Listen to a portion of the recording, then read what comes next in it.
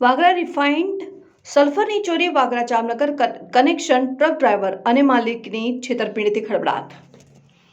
જામનગરની રિલાયન્સ ઇન્ડસ્ટ્રીઝમાંથી બિરલા ગ્રાસિમ કંપનીમાં પહોંચાડવામાં આવતા લાખો રૂપિયાના રિફાઇન્ડ સલ્ફરની ચોરીનો ચોંકાવનારો કિસ્સો સામે આવ્યો છે। વાગરા પોલીસ સ્ટેશનમાં નોંધાયેલી ફરિયાદ મુજબ ટ્રક ડ્રાઈવર અને માલિકે રસ્તામાં જ 7.60 લાખનો સલ્ફરનો જથ્થો સગેવગે કરીને તેની જગ્યાએ મીઠા જેવો પદાર્થ મેળવી દીધો હતો।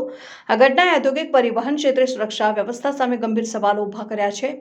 પોલીસ ફરિયાદ અનુસાર ટ્રક નંબર JJ17UU 3008ના માલિક હરદીપસિંહ રામદેવસિંહ સરવૈયા અને ડ્રાઈવર જયેશભાઈ અરવિંદભાઈ ડાંગર, જે બંને જામનગરના રહેવાસી છે અને તેમને રિલાયન્સ ઇન્ડસ્ટ્રીઝ જામનગરથી વાગરા તાલુકાના વિલાયત GIDCમાં આવેલી બિરલા ગ્રાસિમ કંપની સુધી 31,100 મેટ્રિક ટન રિફાઇન્ડ સલ્ફર પહોંચાડવાનો કોન્ટ્રાક્ટ મળ્યો હતો। આ સલ્ફરની કિંમત ₹7,60,146 હતી।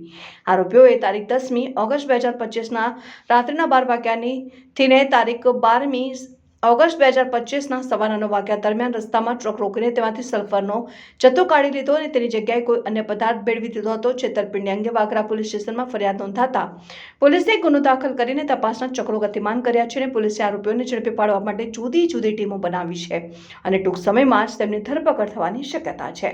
આ પ્રકારના ગુનાઓથી ઔદ્યોગિક એકમોમાં ચિંતાનું મોજું ફરી વળ્યું છે। પોલીસ અધિકારીઓએ આવી ઘટનાઓને અટકાવવા માટે સઘન પેટ્રોલિંગ અને તપાસની ખાતરી આપી છે।